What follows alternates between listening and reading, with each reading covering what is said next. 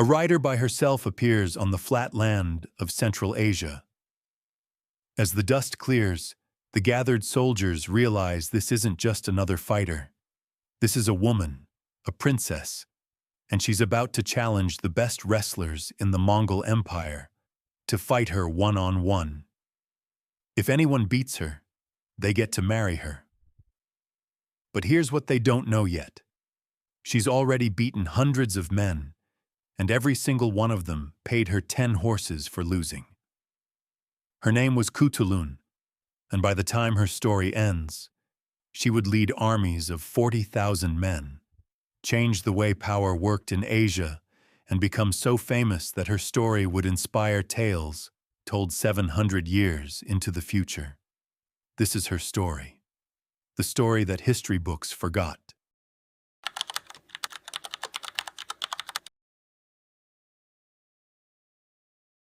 The year is 1260. Across the endless grass fields of Central Asia, the Mongol Empire reaches from the Pacific Ocean to the edges of Europe. It is the biggest connected land empire in human history. And into this world of war and power, a girl is born. Her name is Khutulun, which means bright moon in the Mongol language. But there is nothing soft about her future. She is born to Kaidu Khan, a direct family member of Genghis Khan himself. Her grandfather is Ogedei Khan, the third great Khan of the Mongol Empire. She has 14 brothers, 14 princes who should, by all traditions, get power while she fades into the role expected of Mongol noble women. A political marriage to make an alliance, a life in the shadows of men. But Kaidu is not a typical father, and Khutulun is not a typical daughter. From the moment she can walk, she is trained alongside her brothers, not as something unimportant, as a warrior. The training is harsh. Mongol children learn to ride before they can run properly. They learn to shoot arrows from horseback while riding at full speed. They learn to survive on nothing but dried meat and horse milk for weeks. They learn that weakness means death. Khutulun is excellent at all of it.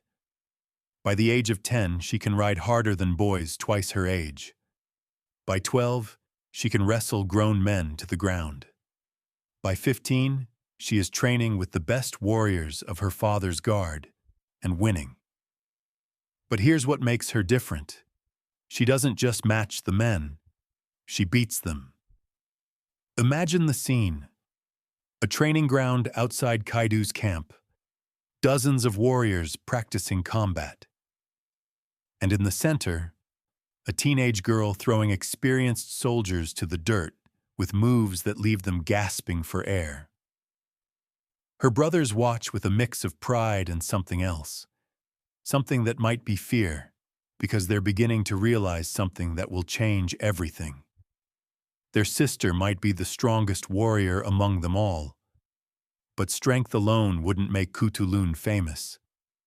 What happened next would turn her into someone so powerful that her enemies would shake at her name. And it started with a decision that shocked the entire Mongol court. By the time Khutulun becomes an adult, her reputation spreads across the grasslands like wildfire. Stories are told in camps from Mongolia to Persia. The princess who fights like a demon, the warrior who has never been beaten. And Kaidu Khan watches his daughter with growing pride and growing worry. The political situation is difficult.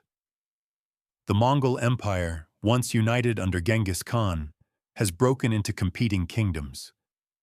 Kaidu himself is in almost constant war with Kublai Khan, who claims to be the great Khan of all Mongols. Alliances shift like sand. Marriages are weapons. Every daughter of a Khan is a possible treaty. Suitors begin arriving at Kaidu's court. Princes, generals, wealthy merchants, all trying to marry Khutulun. She refuses every single one. Her father presses her. "You must marry," he tells her. "It is expected. You are a princess of the Golden family. Your marriage could get us alliances we desperately need. And Khutulun makes a proposal that will become famous. I will marry, she says, but only to a man who can beat me in wrestling. And every man who challenges me and loses must pay me 10 horses. The court is shocked into silence. Wrestling is special to the Mongols. It is a test of strength, skill, and honor. And Khutulun is suggesting to use it as a marriage contest, a challenge that puts her on equal ground with any man in the empire. Some call it pride, others call it crazy. But Kaidu, after a long moment, smiles. Very well, he says. Let the challenges begin. The first challenger arrives within weeks, a prince from a nearby territory. Confident and strong, he brings 10 horses as the bet. The entire camp gathers to watch. The match lasts less than 2 minutes. Khutulun moves like lightning. She fakes, grabs, and twists. Before the prince understands what's happening, he's face down in the dirt, his arm twisted behind his back. The crowd erupts. Khutulun stands, barely breathing hard, and takes her 10 horses. The second challenger comes, then a third, then a 10th, then a 100th. Some are skilled wrestlers. Some are powerful men who believe raw strength will beat her skill. Some are clever fighters who study her previous matches, looking for weaknesses. None of it matters. Khutulun beats them all. The collection of horses grows. 10 becomes 100.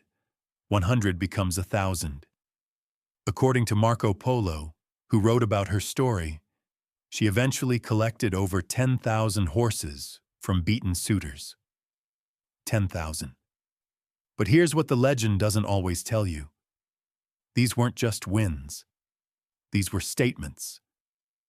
Every time Khutulun stepped onto that wrestling ground, she was telling the entire Mongol world that she was not property to be traded.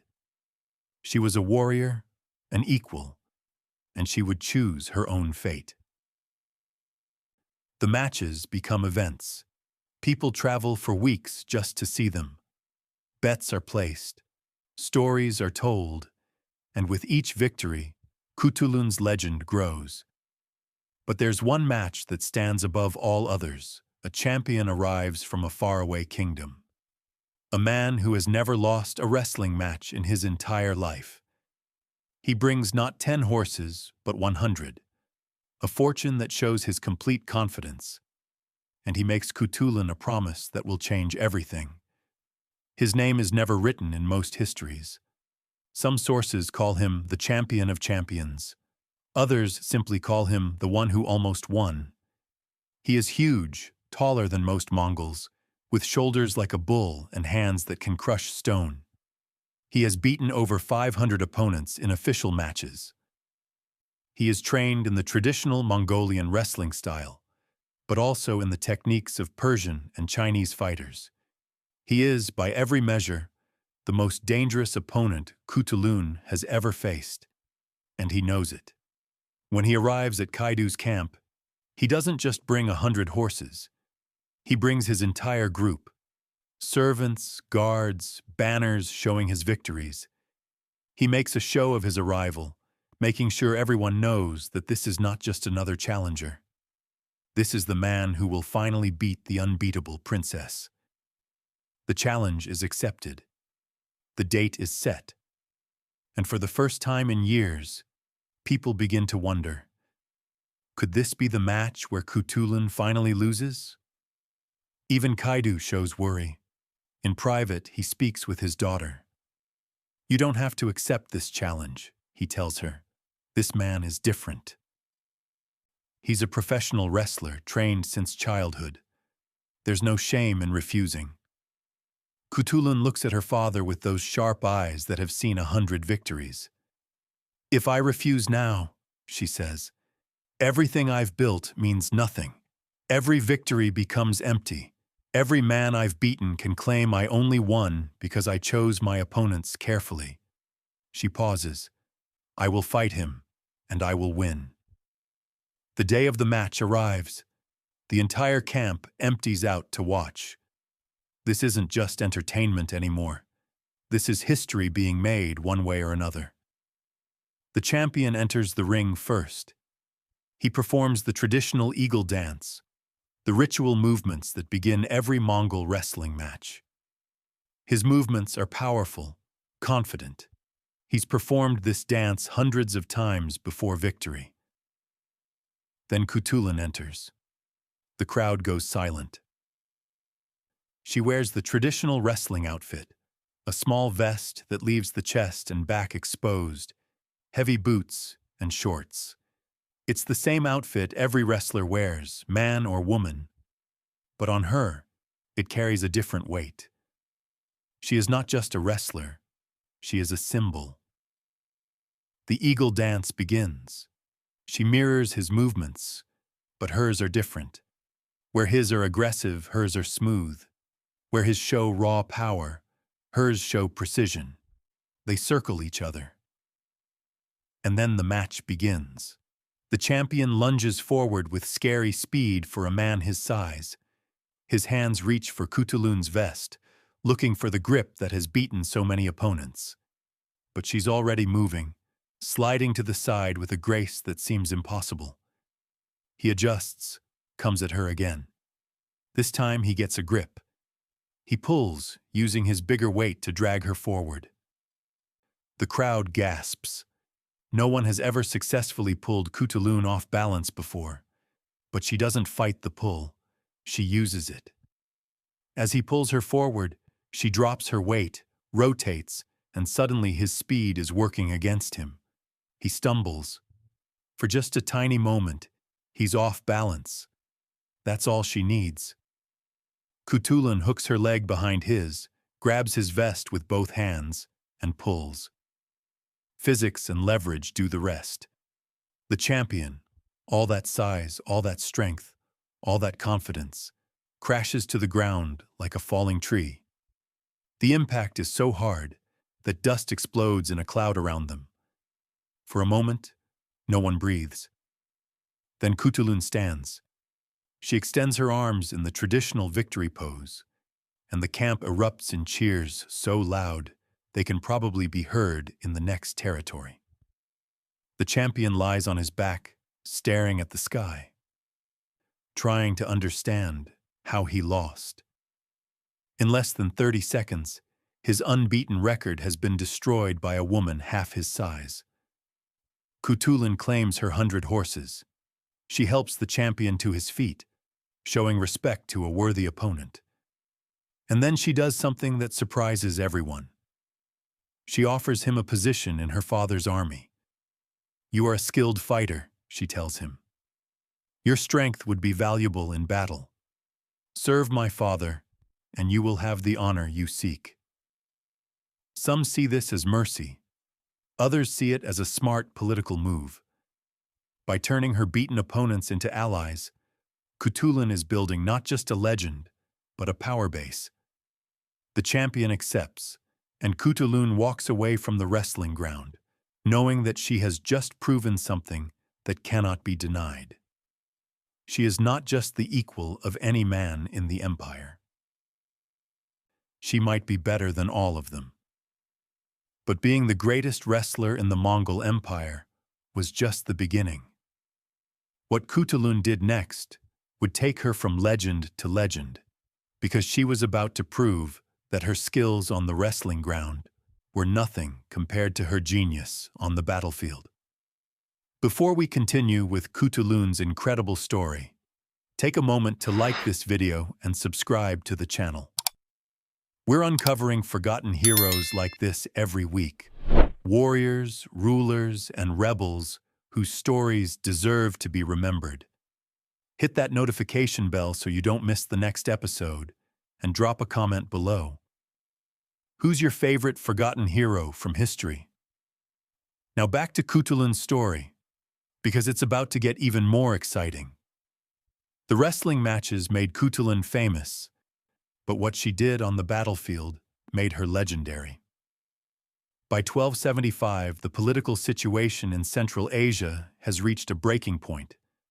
Kublai Khan, ruling from his capital in China, claims authority over all Mongol territories. Kaidu, Khutulun's father, refuses to accept this claim. He sees Kublai as corrupted by Chinese culture, abandoning the true Mongol way of life. War is certain, and when Kaidu gathers his army, he makes a decision that shocks his generals. He appoints Khutulun as one of his commanders. Not a fake position, not a symbolic position, a real military commander with control over thousands of warriors. Some of the older generals protest. She is a woman, they argue. The men will not follow her into battle. Kaidu's response is simple. Watch them. Khutulun's first real test comes during a fight near the Talas River. Kaidu's forces are battling with a section of Kublai's army. The battle is wild. Cavalry charges, arrow showers, hand-to-hand combat in the dust and blood. Khutulun rides with a group of 300 horsemen. Her mission? Flank the enemy position and create chaos in their backlines. But as they circle around, they discover a problem. The enemy has positioned a reserve force exactly where Khutulun planned to attack. If she continues with the original plan, her 300 riders will be killed by a force 3 times their size. In that moment, with arrows flying and men dying, Khutulun makes a decision that shows her smart battle thinking. Instead of retreating or forcing the attack, she splits her force. 200 riders continue the flanking move, making as much noise as possible, creating the appearance of a major attack. The enemy reserve moves to stop them, and Khutulun, with her remaining 100 riders, circles even wider, moving faster, staying out of sight behind a ridgeline. By the time the enemy realizes what's happening, Khutulun has positioned her force directly behind their command position. She leads the charge herself, screaming a Mongol war cry that freezes the blood of everyone who hears it. The attack is devastating. The enemy command falls apart. Officers are cut down before they can organize a defense. And in the chaos, Khutulun does something that will become her signature move on the battlefield.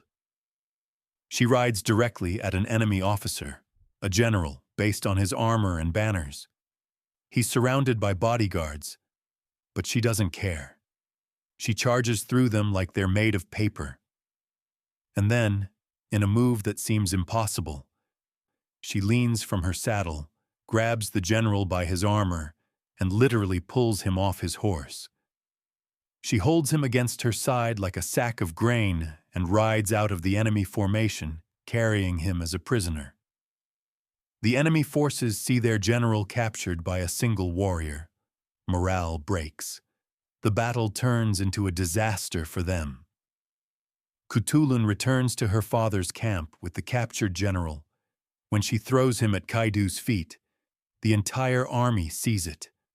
And from that moment forward, no one questions whether men will follow her into battle.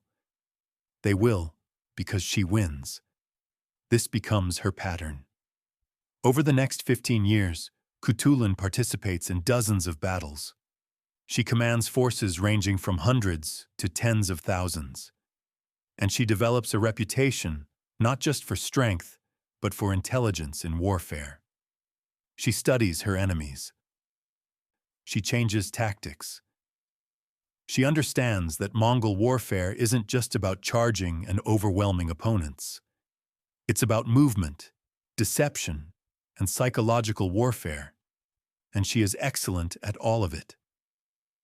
According to historical records, Khutulun personally captured enemy warriors in combat on multiple occasions. The technique of grabbing an opponent from horseback becomes connected with her specifically. Enemy soldiers begin to fear the sight of a woman warrior charging toward them because they know that if she gets close enough, they're already beaten. But here's what makes Khutulun truly exceptional. She doesn't just fight, she protects.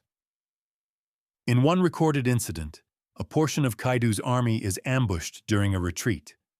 The back guard is being cut to pieces by chasing enemy cavalry. The situation is desperate. Men are dying. The entire army could be destroyed if the chase isn't stopped. Khutulun doesn't wait for orders. She gathers every available horseman she can find, about 2,000 riders, and leads a countercharge directly into the chasing force. The enemy expects a desperate, messy attack. What they get is a perfectly done cavalry assault that hits them like a hammer. Khutulun's force punches through their formation, wheels around, and attacks again from the opposite direction. The chasing army breaks and scatters. The back guard is saved, and Khutulun cements her reputation as not just a warrior, but a leader who will risk everything for her soldiers. Her troops begin to call her the princess who fights like 10 men. But those who serve under her command have a different name for her. They call her the shield of the people. But all this military success created a problem that Khutulun never expected. Her power was growing so huge, her legend so large, that it began to threaten the very family she fought to protect. And the conflict that came would force her to make an impossible choice. By 1290, Khutulun has become the most powerful of Kaidu's children. Not because she's the oldest, not because she's male, but because she's earned it through 2 decades of unmatched military success. She commands armies, she wins battles, and most importantly, she has her father's complete trust. Kaidu is growing old. The constant warfare against Kublai Khan has taken its toll. He needs to think about who will take over, about who will lead his people after he's gone. By tradition, by law, by every expectation of Mongol culture, one of his 14 sons should be his heir. But Kaidu begins to consider something extreme. What if Khutulun took over after him instead? When whispers of this possibility begin to move through the court, the reaction is explosive. Khutulun's brothers are outraged. The oldest in particular sees his birthright being stolen by his sister. Advisors warn Kaidu that naming a woman as heir could break apart his entire power base. Allied Khans send messages questioning whether they would honor agreements made with a female ruler. The pressure on Kaidu is huge, and Khutulun watches all of this with growing worry, because she understands something that others might miss. Her father's favor is becoming poison. In private councils, Kaidu makes his preference clear. Khutulun is worth any 10 of her brothers, he tells his advisors. She has proven her ability in every way that matters. Why should gender determine who leads when skill could determine it instead? But the advisors push back. The Mongol Empire has never had a female Khan, they argue. The example would make everything unstable. Your allies would desert you. Your enemies would see weakness. It's a trap with no good solution. If Kaidu names Khutulun as his heir, he risks civil war among his own children and possible rebellion from his vassals. If he doesn't, he knows he's passing over the most qualified person simply because of tradition, and Khutulun finds herself in an impossible position. She loves her father. She has fought beside him for 20 years. She has bled for his cause, won victories that saved his power. But she's also watching what her success is doing to her family. Her brothers avoid her at gatherings. Whispered conversations stop when she enters a room. She can feel the anger building like a storm. One night, Khutulun approaches her father in private. "You must choose one of my brothers as your heir," she tells him. Kaidu looks at her with surprise and frustration. "None of them have your skills. None of them have earned what you have earned." "That doesn't matter," Khutulun replies. "If you name me heir, this family will tear itself apart. And when you die, there will be civil war. everything we fought for will collapse. So you would step aside? Kaidu asks. You would let lesser men take power simply to avoid conflict? And here, Khutulun says something that shows the depth of her character. I would preserve what we've built. I would protect our people.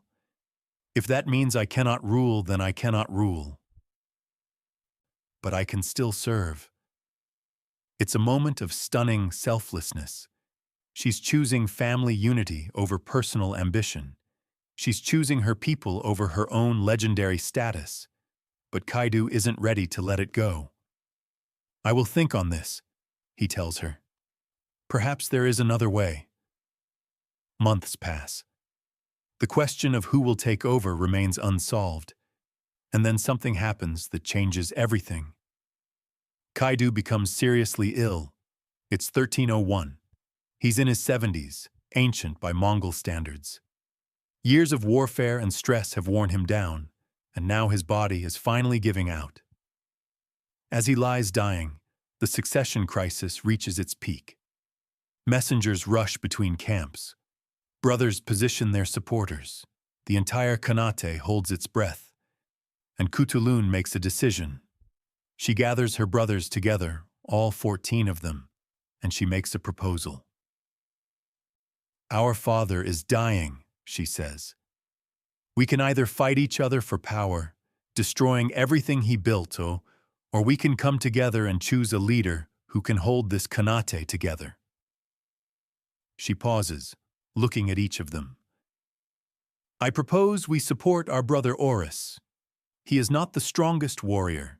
He is not the greatest general, but he is wise, diplomatic, and fair. He can unite our family, and I will serve as his military commander, making sure our armies remain strong.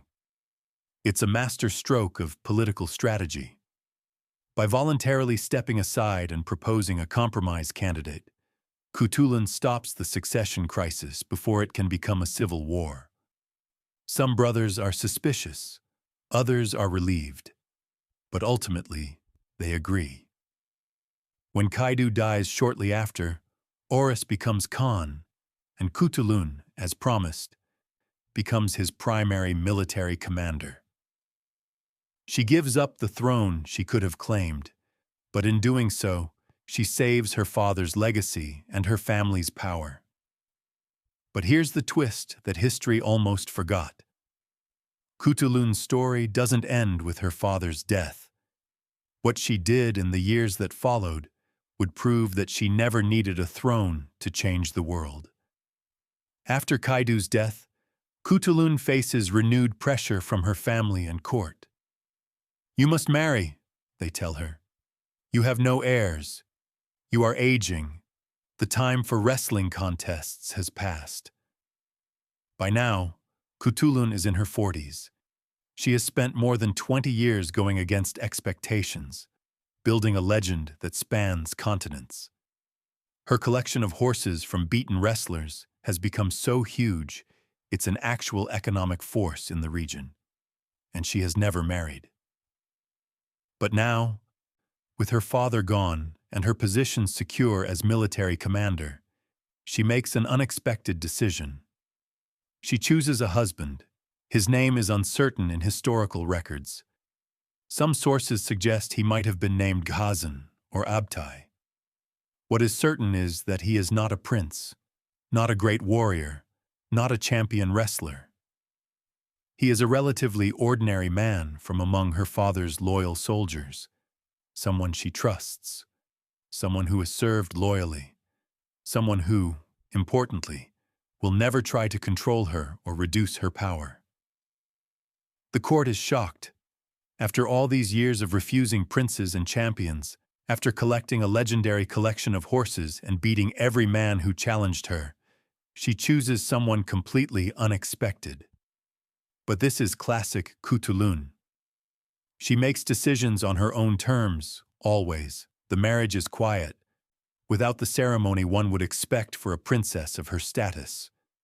And notably, Khutulun doesn't give up her military command. She doesn't retreat into home life. She continues to lead armies, continues to ride into battle, continues to be the warrior she has always been. Her husband becomes something unusual in Mongol society, a man defined not by his own achievements, but by his wife's legend. And according to the limited records we have, he seems perfectly happy with this arrangement. But there's a darker current running beneath this seemingly happy ending. Whispers begin to spread, rumors, dark accusations. Some claim that Khutulun poisoned her father to prevent him from naming her brothers as heirs. Others suggest she killed several brothers in secret to keep her power. Still others accuse her of practicing witchcraft, claiming that her unnatural strength and success must come from dark magic. None of these accusations are ever proven. None are based on real evidence. But they continue in the historical record by writers who can't quite accept that a woman could achieve what Khutulun achieved through skill and merit alone. This is the double-edged sword of her legacy. She is so exceptional that people literally cannot believe she's real. They invent supernatural explanations. They make up crimes. They create stories that make sense to their worldview, even when those stories go against all evidence. But Khutulun ignores the rumors. She has more important work to do. Under her brother Oris's rule, with Khutulun as military commander, the Khanate remains strong. She continues to lead campaigns, continues to win battles, continues to be the shield that protects her people. The historical record becomes unclear in her final years. Some sources suggest she died in battle, falling in combat like a true warrior. Others indicate she died of natural causes, surrounded by her family. The truth is lost to time. What we know for certain is this. By the time of her death, Khutulun had served as a military commander for over 30 years. She had participated in dozens of major battles. She had personally captured enemy warriors in combat more times than could be counted. She had collected a fortune in horses from beaten wrestling challengers. She had influenced who would take over one of the most powerful khanates in the Mongol Empire. And she had done all of it while being a woman in a world that insisted women couldn't do any of it. But here's where Khutulun's story takes its most interesting turn. After her death, her legend doesn't fade. Instead, it transforms. 700 years after Khutulun's death, her story comes back in the most unexpected way. In the 13th century, a Venetian traveler named Marco Polo journeys through the Mongol Empire. He spends years in Kublai Khan's court, writing down everything he sees. And when he returns to Europe, he writes a book, The Travels of Marco Polo. In this book, he tells the story of a warrior princess, a woman who beats all challengers in wrestling, a woman who rides into battle and captures enemy soldiers with her bare hands. He calls her Aigiarn, possibly a changed version of Ayaruk, one of Khutulun's other names. European readers are fascinated and doubtful in equal measure. A woman warrior beating men in combat, commanding armies? Surely this is exaggeration, Oriental fantasy, the kind of tale travelers tell to make their journey seem more exotic. But the story continues. In the 18th century, an Italian playwright named Carlo Gozzi writes a theatrical work called Turandot. It tells a story of a Chinese princess who challenges suitors to answer riddles, killing those who fail. The princess's name, Turandot, comes from Turandot, daughter of Turan, a reference to Central Asian origins. The story is clearly inspired by Khutulun's wrestling challenges, though changed through centuries of retelling. Then, in the early 20th century, Italian composer Giacomo Puccini adapts Gozzi's play into an opera. Turandot becomes one of the most famous operas in the world. The princess's aria in Questa Regia is performed in opera houses from New York to Sydney. Millions of people watch this opera. They see a strong, unbeatable princess who refuses to submit to any man's authority. They hear her declare her power and independence in soaring music, and almost none of them realize they're watching a story that began with a real woman on the Mongol grasslands 700 years earlier. But Khutulun's influence extends beyond opera. In Mongolia today, she is remembered as a national hero. Traditional Mongolian wrestling tournaments honor her memory. Young girls are taught her story as an example of what Mongol women can achieve. Modern scholars studying the Mongol Empire have begun to reassess her historical importance. For centuries, she was treated as a curiosity, an interesting footnote in her father's biography. But contemporary historians recognize her as a significant political and military figure in her own right. She proved that gender restrictions were cultural constructs, not natural laws. She demonstrated that women could excel in traditionally male areas when given the opportunity and training. She showed that leadership ability had nothing to do with what was between someone's legs and everything to do with what was between their ears. And she did all of this without modern feminism, without today's discussions of gender equality, without any of the thinking frameworks we use today to discuss these issues. She simply did it. She became the person she was capable of becoming, regardless of what society expected. But here's the most remarkable part of Khutulun's legacy. She never asked permission. She didn't ask her father to let her train as a warrior. She simply trained. She didn't request permission to refuse marriage. She simply refused. She didn't ask if she could command armies. She simply commanded. She lived by a principle that would be extreme in the 13th century and remains extreme today. The only permission you need to be extraordinary is your own. But there's one final twist to Khutulun's story. One last detail that changes everything. Remember all those accusations? The whispers that she poisoned her father, the rumors of witchcraft, the suggestions that she murdered her brothers. Modern historians have investigated these claims carefully. They've looked at the available evidence, cross-checked sources, analyzed the political context. And here's what they've concluded. The accusations were almost certainly made up by later writers who couldn't make sense of Khutulun's success with their beliefs about gender. Think about it. If Khutulun had actually poisoned her father or murdered her brothers, why would she voluntarily step aside from taking over? Why would she support her brother Oris instead of taking power herself? Why would she continue serving as a military commander rather than claiming the throne? The accusations make no sense given her actual behavior. What makes perfect sense is that male writers, writing decades or centuries after her death, looked at her exceptional achievements and invented explanations that fit their worldview.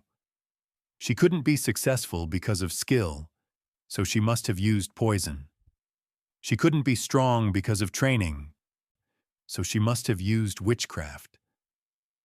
The real scandal of Khutulun's story isn't what she supposedly did. It's what people needed to believe about her to make her existence acceptable. She was so far beyond what her society believed a woman could be that they literally had to invent crimes to explain her.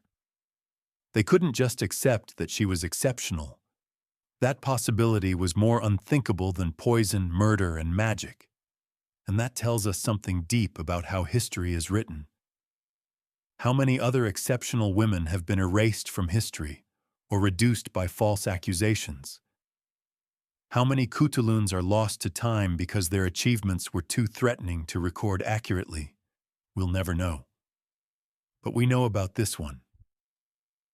And her story survives not because people wanted to remember her, but because her achievements were too extraordinary to completely erase. She won too many battles, beat too many champions, commanded too many soldiers, made too much impact. Even those who wanted to reduce her couldn't quite make her disappear. Khutulun died sometime in the early 14th century. The exact date is unknown. The circumstances are unclear. Her final resting place has never been found. But her legacy lives on. She proved that the only limits on human potential are the ones we accept. That tradition is just the opinion of dead people. That strength comes in forms society doesn't always recognize or value. She was a wrestler who never lost, a warrior who captured enemies with her bare hands, a commander who led 40,000 soldiers, a princess who chose her own path. And she did all of it without apology, without permission, without compromise. The Mongols had a phrase for warriors of exceptional courage and skill: Bayatar, hero. Khutulun earned that title 1,000 times over. But perhaps the most fitting tribute comes from her people's oral traditions. Centuries after her death, Mongol grandmothers still tell stories to their granddaughters. Stories of a princess who was stronger than any man, a warrior who rode like thunder, a woman who proved that nothing, not tradition, not expectation, not the weight of an entire empire's assumptions, could cage a person determined to be free. They end these stories with a simple phrase: be like Khutulun, be strong, be brave, be yourself, no matter what the world says. That's her real legacy. Not the battles won or the challengers beaten, but the possibility she represented. The door she kicked open for everyone who came after. Khutulun proved something that needed proving, that is still being proven today, 700 years later. That heroism doesn't have a gender. That strength comes in many forms, and that one person refusing to accept the world's limits can change what everyone believes is possible. If Khutulun's story moved you, inspired you, or made you think differently about what's possible, do me a favor. Hit that like button. It helps more people discover these forgotten heroes. Subscribe to the channel and turn on notifications. Every week, we're uncovering stories like this. Warriors, rulers, rebels, and visionaries whose names should be legendary, but have been erased by time. And here's something I'm curious about. Drop a comment and tell me what surprised you most about Khutulun's story. Was it her wrestling victories? Her military command? The fact that her legend inspired one of the world's most famous operas? Or maybe you know about another forgotten hero whose story deserves to be told. Share their name in the comments. Your suggestion could become the next episode. History isn't just about the past. It's about understanding how we got here and imagining where we can go. Every forgotten hero we remember is a door that opens. Every story we tell is a possibility we reclaim. Khutulun opened doors 700 years ago. Doors that are still opening today. Be like Khutulun. This has been Forgotten Heroes.